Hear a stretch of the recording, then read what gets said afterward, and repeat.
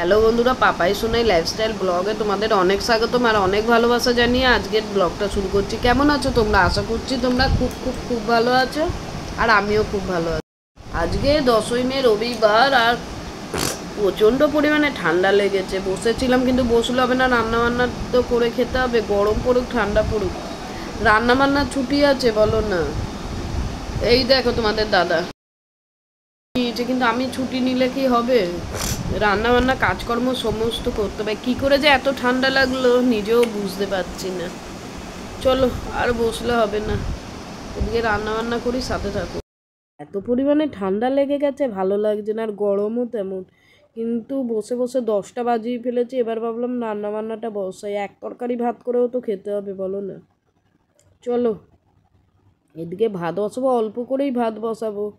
গরমের জন্য খাওয়াই যাচ্ছে না জানো, খালি আকাশের দিকে তাকিয়ে আছি চাতক পাখির মতো, কখন একটু দুপোটা বৃষ্টি পড়ে, কিন্তু বৃষ্টির তো দেখছি কোনো নামগন্ধই নেই। এত কষ্ট হচ্ছে চিন্তা করা যায় না। বাড়িতে দুটো বাচ্চা বয়স্ক লোক আছে, মানে সবসময় অ্যালার্ট থাকতে এই গরমেতে।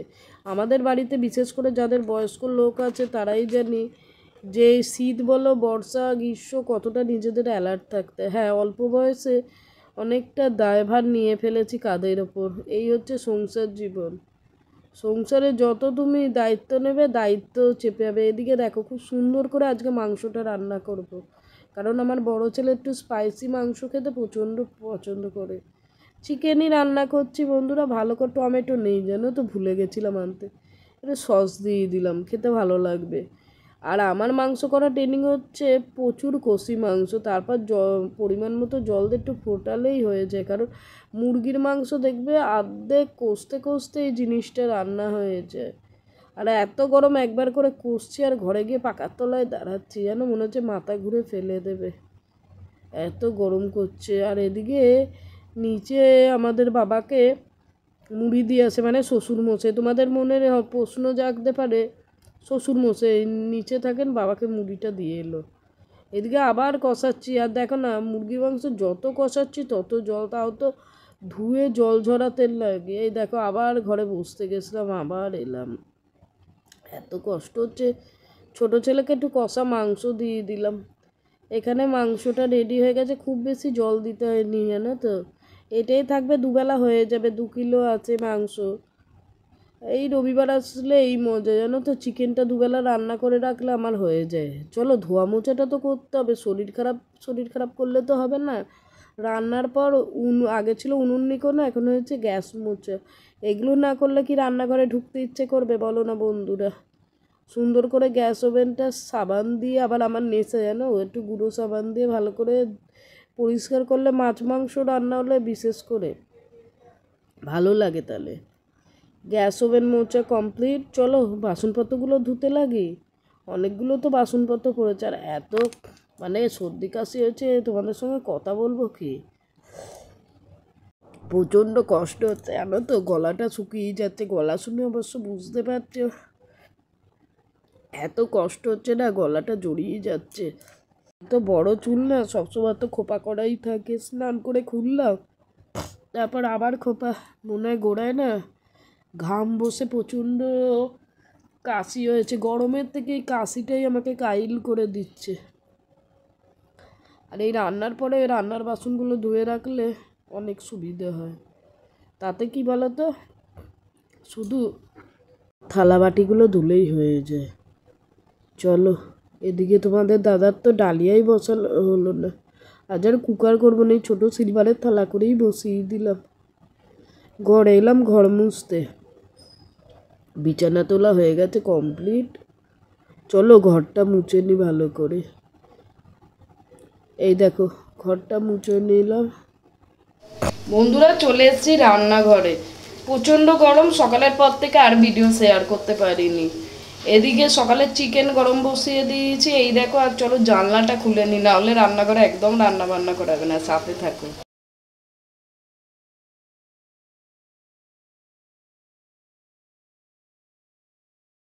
এইদিকে কিন্তু আমি চিকেনটাকে ফুটিয়ে গ্যাসটা অফ করে দিয়েছি।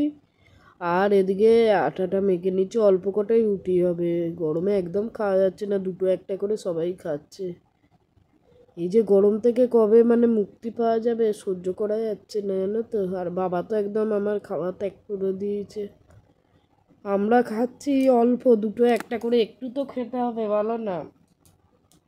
চলো রুটিটা করি। আর কথা বলতে পারছি না বন্ধুরা, গলার অবস্থা প্রচণ্ড খারাপ।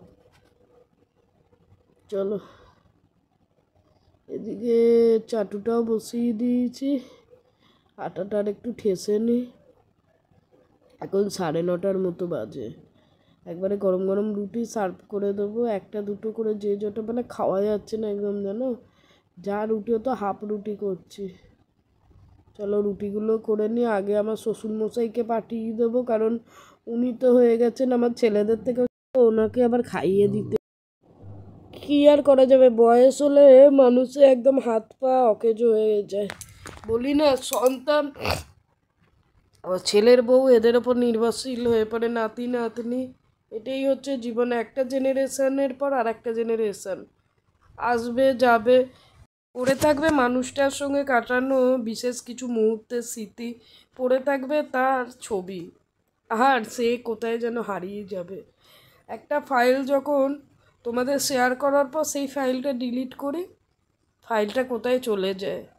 একটা মানুষ যখন আমাদের মধ্যে থাকে, সে যখন চলে যায় সেরকম ডিলিট হয়ে যায়, হাজার কান্নাকাটি করলেও তাকে পাওয়া যায় না। চলো ওসব কথা বাদ দাও, ভারাক্রান্ত হয়ে যায় মন। এদিকে আমার শ্বশুরমশাইকে বললাম না খাইয়ে দিতে, এই দেখো আমরা এমন বাচ্চাদের রুটি গুলে দিতাম সেরকম কিন্তু রুটিটা কুচিয়ে নিয়েছে। এখানে একটু ঝোলটা বেশি দিয়ে আলুটা দিয়ে চটকে তারপর খাইয়ে দিতে হবে। হয়ে গেছে না একদম পুরো বাচ্চা। তাহলে বন্ধুরা ব্লগটা আর বাড়ালাম না, কথাও বলতে পারছি না। আজকের ব্লগটা এই পর্যন্ত শেষ করলাম। তোমাদের সঙ্গে দেখা হবে আমার নেক্সট ব্লগে। তোমরা ভালো থেকো, সুস্থ থেকো, আর মন প্রাণ দিয়ে চাই তোমরা যেন ভালো আর সুস্থ থেকো, কারণ তোমরা হচ্ছ আমার ফ্যামিলি মেম্বার, আমার একান্ত আপনজন। তাহলে আজকের ব্লগটা এই পর্যন্ত, দেখা হচ্ছে নেক্সট ব্লগে।